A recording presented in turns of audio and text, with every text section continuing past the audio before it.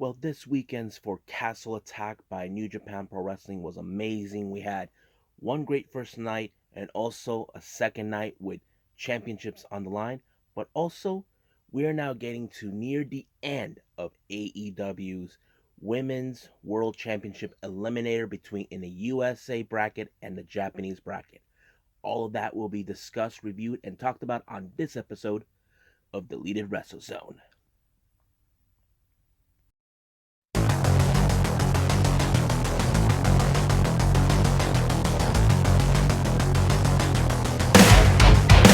Are you ready?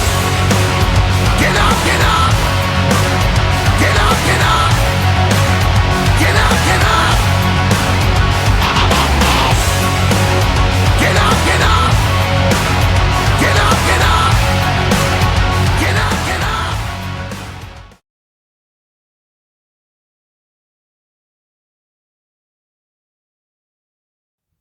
Welcome everybody to Deleted Wrestle Zone, all things that is pro wrestling from AEW, NXT, New Japan Pro Wrestling, Impact Wrestling, the National Wrestling Alliance, various promotions, matches, wrestlers, and championships.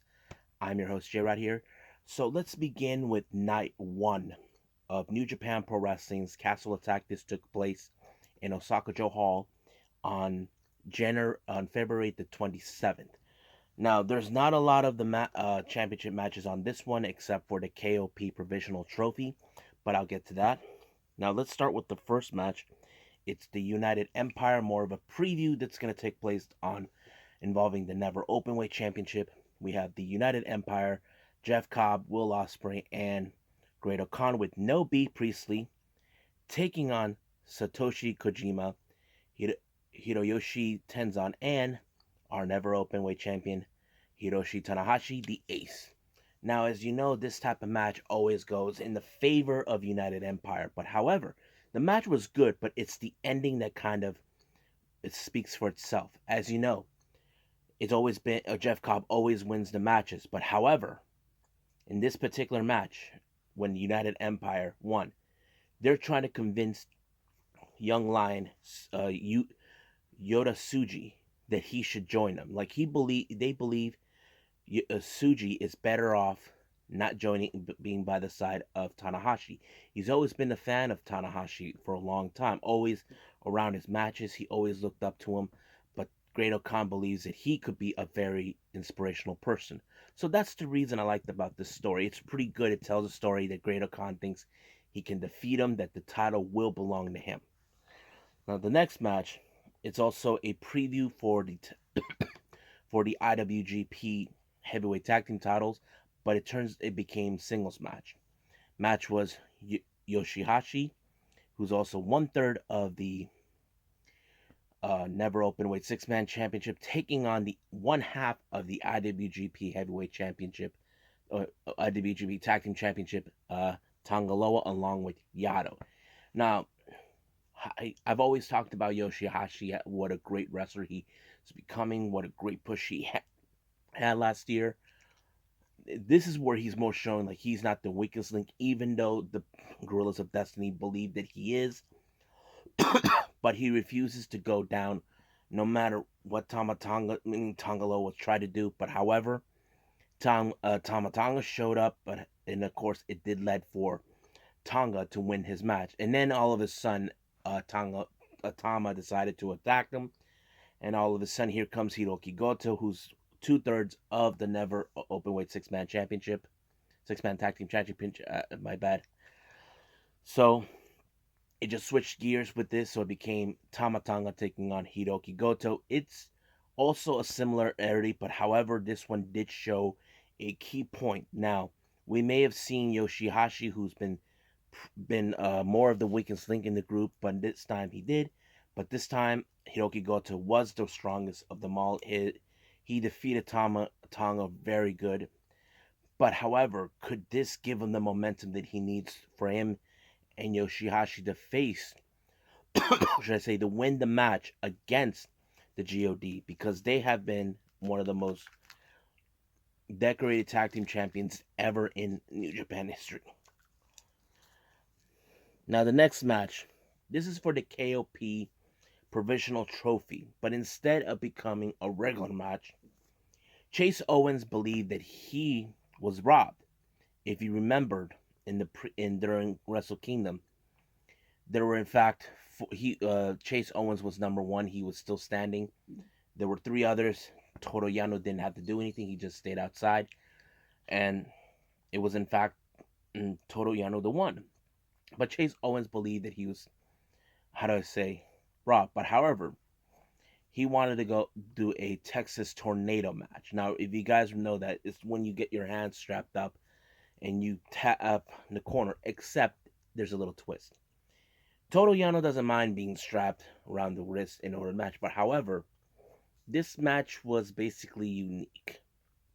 Instead of tapping the four corners of the turnbuckles, you remove the safety pads. You see, if you guys don't understand what that means, Toru Yano, the pads itself is like a big long board, soft spot. Toru Yano has a history of removing them, each corner in order to win. So this time it was more like, it doesn't matter how many amount of turnbuckles when you have, whoever gets to the last turnbuckle wins the match.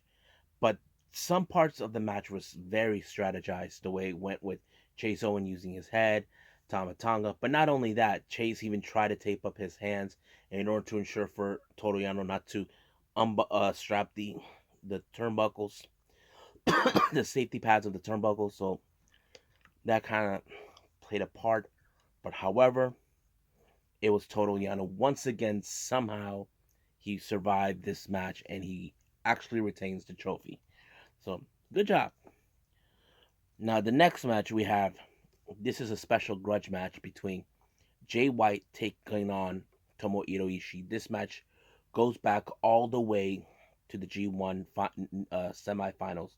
If you guys don't recall, Jay White believed that his destiny is to become the double champion, but he did not win the G1 or made it to the finals. He lost because of Tomohiro Ishii. He was broke. He thought he could win as soon as he weaseled his way to the match in Wrestle Kingdom. But however, ever since losing, he lost in a tag team match where Tomohiro Ishii picked up the victory. So he took his frustrations out on Tomohiro Ishii, believing that all the bad luck in the world was his fault. But this time he went more aggressive, attacking Tomohiro Ishii's ribs. We don't know how extensive his condition is. I don't know if this is for real or just kayfabe, but we'll see how that goes. But Jay White was victorious. Somehow he was able to pull the switchblade on Tomohiro Ishii to allow himself to win the match. Now the main event is another special grudge match. This one has been 1 year in the making. If you guys don't recall, in last year's New Japan Cup, it was Evil who somehow was able to win the match in the finals against Kazuchika Okada. Okada has been spending months to convince, almost a month, convincing Evil that he needs to be in a match. Now, there were some great comments that were made in the commentary where Chris said that was true. There was no way he could convince Evil, so he couldn't convince the higher-ups of the New Japan officials because he has no political pull anymore. He's not the guy that people remembered. So that's the reason he's been trying. And then all of a sudden, earlier this month during, what was it? The latest tour, The New Beginning, Evil decided he was going to give him his match. But however, this match was so hard. You know for a fact that Dick Togo is going to be there. And somehow Okada was able to overcome every obstacle, every treachery, every way that Evil did. And he won the match by using the money clip on Evil. Now, however, after the event, now that he defeated Evil, he decided to give a promo in the post match, talking about now that he got that out of the way, he wants to be in the title hunt picture, so he will be in the New Japan Cup tournament. He wants to get back to where what we remember him as, one of the top champions in New Japan. Now, we don't know if he will be able to capture it, but we'll see when we get there. Now, that's pretty much it in night 1, so let's go with night 2 right now.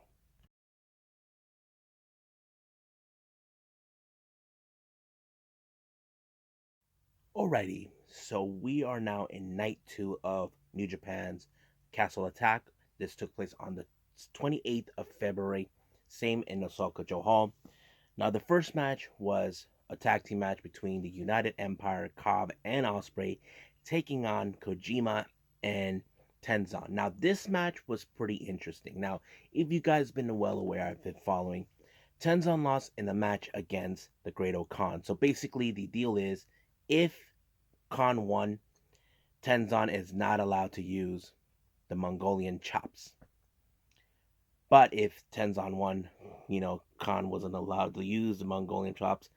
But in the entire time of this, Ospreay, Khan, and Cobb, the entire membership of United Empire, has been teasing Tenzan, reminding him that he cannot use the chops. But however, he had enough. He broke the ban and decided to chop Will Ospreay. We don't know what the repercussions are for Tenzan to breaking the rules of him using the Mongolian chops, but it must have felt good for Tenzan to finally shut them up. And it did allow for his team, him and Kojima, or as they called him, Tenkozy, to win their match.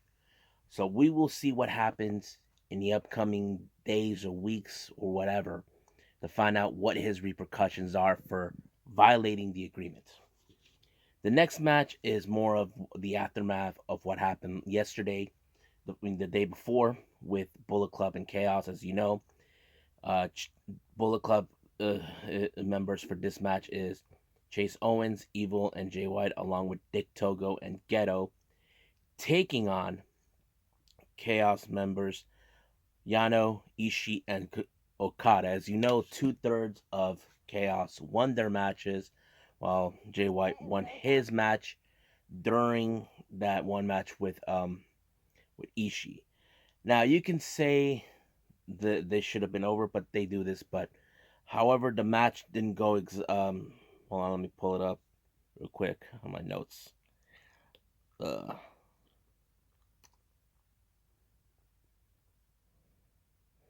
So the match didn't go exactly according to plan by Bullet Club. It did allow for Chaos to win their match. I think I might have fell asleep on this. I didn't get a chance to review it, but good for Chaos, and we'll see what happens in the upcoming weeks. Now the next match is one of the 4 championship matches that was scheduled and booked for this one. This one is for the IWGP Heavyweight Tag Team Championship between Chaos members Yoshihashi and Hiroki Goto, taking on God along with Yado. This match was really good. It did show how they're determined to dethrone the God, but however, is it enough to dethrone them? As we know, they are currently 6-time IWGP Heavyweight Tag Team Champion. Even if you're a Suzuki-gun fan, you would say Zack Saber's right, they're a bunch of losers, that sort of thing. But however, they even couldn't take out Yoshihashi, but it did allow for Yado to give a little bit of interference for God to win their match and retain the title. So which was a good thing. So God retained the titles. The next match, this was for the Never Openweight Championship. As you guys been aware, this match was already been set. As you recall, there was that rivalry with Great Khan and Tanahashi before their match in Tokyo Dome. And ever since then, when Shingo Takagi challenged Tanahashi for the Never Openweight title, he actually took it. Now, however, Great Khan bid his time and waited for the right moment. He attacked Tanahashi when he won the match and declared himself as the next challenger. But however, there's been a lot of talk about Tanahashi not embracing the Never Openweight title, which is a similar thing he did with the Intercontinental Championship, but that's another story for another time. Now, the match itself was great. Now, you could say Great Khan had much of the advantage. He was more powerful. He was determined to win, but also to prove a point. But somehow the ace was able to overcome whatever Great Khan has done it. Khan said that he was going to force him to retire, but this time It did not. It did allow for Tanahashi to win and retain the title. And not only that, Yota Tsuji remained loyal to Tanahashi. So basically, I don't know if Great Khan still wants to prove a point, or how is he going to treat this setback? Well, I don't know. That's for another time. Now, this next match is the IWGP Junior Heavyweight Championship. Now, as you recall, Hiromu Takahashi had to relinquish his title due to his injury that he obtained that was not televised. Apparently, he wanted Bushi to take his spot against El Fantasma, but however, ever since Desperado, as that, or we call him as Despy, and Kanemaru won the IWGP Junior Heavyweight Team titles, Desperado made a decision to go after the IWGP title. So basically, the match was set, but the match was amazing, really good. El Fantasmo decided to take out Desperado, even unmask him, but somehow Doiki was able to get another mask and put him on. Now, some of you would say, who would have won? Now, for me, I felt Desperado was the man who should win it because of two reasons. One, look what happened in the Best of the Super Juniors. He won every of his matches. Two, that final match with him and Hiromu, that was classic. And I feel that was the biggest push that they deserve. And to my surprise, Desperado won. I felt this is the right moment. And Desperado, after what, 7 years he's been chasing that title, he is finally the IWGP Junior Heavyweight Champion. And now we can call him Double Champ because he is one half of the IWGP Junior Heavyweight Tag Team Champions, along with Kanemaru.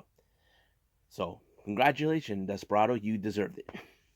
Now, the main event, this is for the IWGP Intercontinental Champion. As you know, Bushi is now the current champion. Recently, ever since he became double champion, he's been considering unifying both the Intercontinental Championship and the Heavyweight Championship. Now, all of a sudden, out of nowhere, ever since Bushi defeated Sanada, apparently Naito comes out. Now, I assume he was going to challenge for both titles, but it didn't happen. He said he was going to choose one title. In my personal opinion, I thought he was going to go for the heavyweight title because he had a bad history with the Intercontinental Championship back in the day. And that's for another story. Now, what was it? But the title he chose was the one title he hated. Now, you ask yourself, why did he challenge for that title if he hated it? There's a simple logic explanation. He's trying to prevent Bushi from uniting the titles together. In his mind, he felt, okay, I started this thing with the double championship, and I feel like it's appropriate for me to end it. He feels that the title should be how it is, but Bushi insisted uniting both. And that's what it becomes. Now, the match was amazing. I did not expect a whole lot. Now, I know there are Naito fans out there like myself, but it was a good match. But however, once again, the Golden Star, or as we call him, the God, retained the Intercontinental Championship. And it was a great match, but however, it didn't end there. To our surprise, we just had a visit from the newly crowned IWGP Junior Heavyweight Champion, Desperado. Now, you could ask yourself, why would he come out? He cannot challenge for both titles. It turns out that what I was not unaware, 8 years ago, Desperado lost in a match against Kota Ibushi for the IWGP Junior Heavyweight title. Now, Despy claims he doesn't recall the match, but he is well aware that he lost. And Bushi reminded him that he sucked. But Desperado told him that he's a different animal. So he's telling him, there's no doubt about that. I want you to bring that animal the next time. Now, you ask yourselves, why would he want to challenge Bushi? There's a reason. Every year in the anniversary of New Japan, there's the tradition where the junior heavyweight champion challenges the heavyweight championship. So basically, it's always been like that. Heavyweight and junior heavyweight. We've seen that before. I've seen that with Will Ospreay and Okada, and that sort of thing. That kind of plays out a bit. So we will probably have that, and I'm excited to see that match. Now the good news is, since it's already passed with the Castle Attack, it's been already officially been announced by New Japan that we are gonna have both the championships, the Intercontinental Championship and the Heavyweight Championship, be one unified. So this is could be a good thing or a bad thing. I don't know how you guys will feel, but if you think it's a bad thing, leave a comment down below. But if you don't think it's a bad thing, also leave a comment down below. So I think that's it for now for Castle Attack. So let's review what really happened the last 2 days of the All Elite Wrestling Women's World Championship Eliminator for both the USA and Japanese brackets.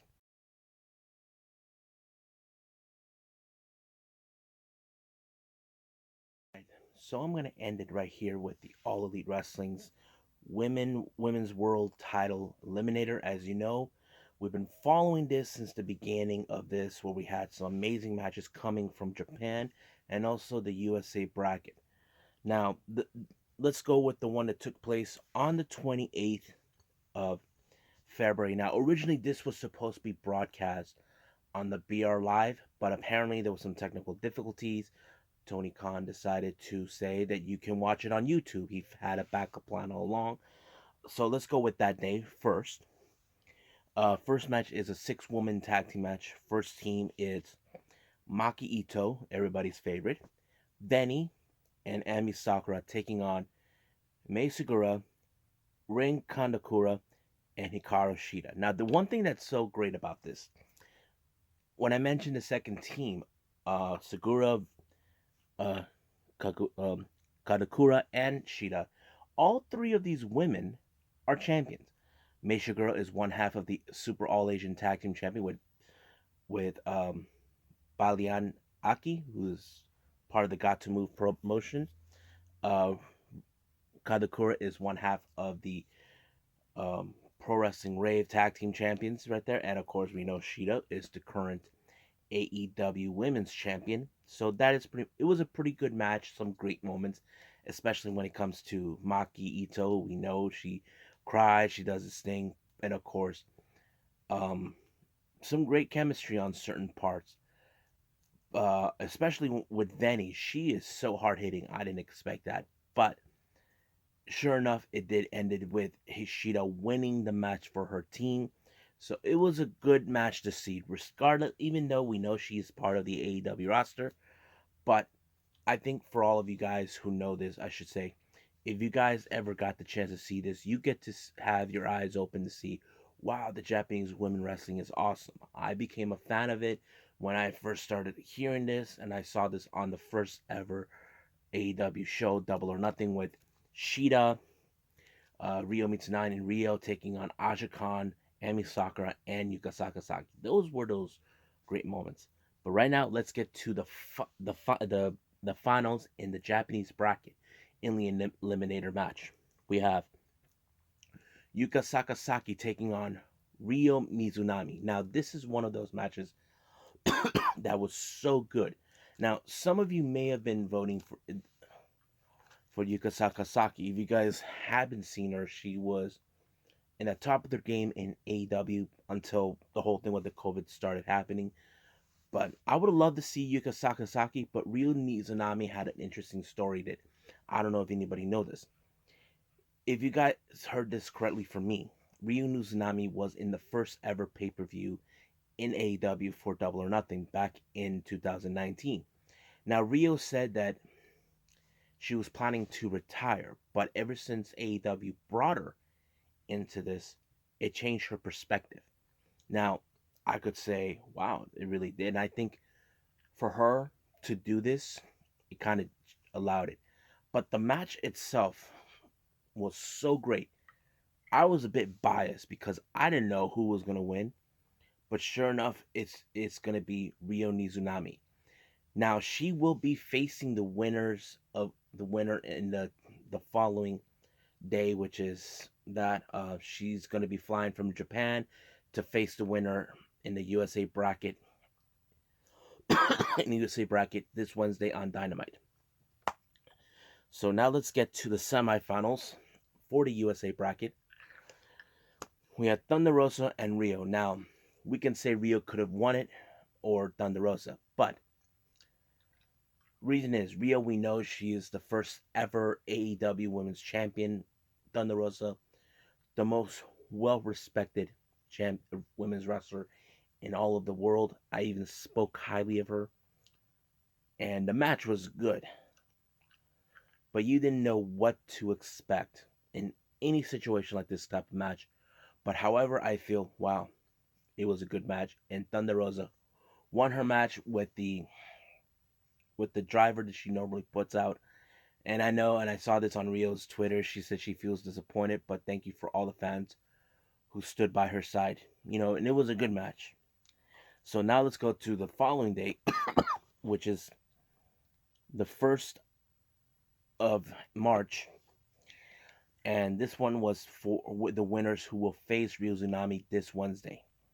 So the first match we had is Leva Bates taking on Maddie Winkowski. And the match was kind of interesting. Maddie Winkowski ripped the pages of the book that Leva Bates brings out. And she used it on Leva Bates to win. And that was like an upset. Now, is there any chances AEW could sign her? I don't know. But all we can do is wait and see if they pay attention to her well enough. You see, that's what they do. They pay attention to who has what it takes to be a good star to be in AEW, and that's something we got to pay attention. The next match we have Layla Hirsch taking on Miranda Elise. Another good match, but to be honest with you, I felt it didn't have the same impact as the first one. But excuse me. But Layla Hirsch, she was good. I love her finisher with the armbar, so she won her match. Now we get to the main event in the USA Brackets Finals. We got Thunder Rosa taking on Nyla Rose. Now, this was so explosive. I enjoyed every moment of it. To be honest with you, Thunder Rosa would have loved to been champion if she had her chance with Nyla Rose, with Sheeta, but we do know Nyla Rose wants to get her title back. She lost to Sheeta twice in last year's Double or Nothing, and then try to get a rematch against her, but it didn't work. But wow, that match was so lit. And I was surprised the way Nyla Rose won the match is when Rosa jumped off the turnbuckle and put her in the Beast Bomb, and it did allow her to win. So that means Nyla Rose is the winner, and she will be facing Ryo Mizunami in the upcoming Dynamite event. She'll be facing Ryo Mizunami, and whoever wins that match will be going to Revolution to take on Hikaru Shida. I'm excited. I hope you guys are excited too. So, I think that's it for now. I enjoy reviewing all of this for you. So stay tuned for more of Japanese wrestling. And we also got Tuesday wrestling. So I must bid all of you guys adieu. So, goodbye. And have a nice day. Bang!